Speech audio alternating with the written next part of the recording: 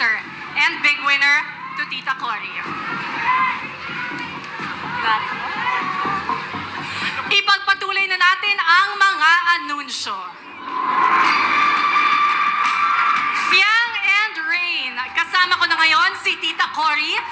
Dalawa na lang kayong naghihintay ng hatol ng taong bayan. One step closer to the big winner title. Kanino nga kaya ito nakatadhana at sino ang binoto ng taong bayan? Makinig ng mabuti. Ang second big placer ay nakakuha ng 26.05% of the total votes. At ang big winner ay nakakuha ng 30.66% of the total votes. Tita Cory, the names please.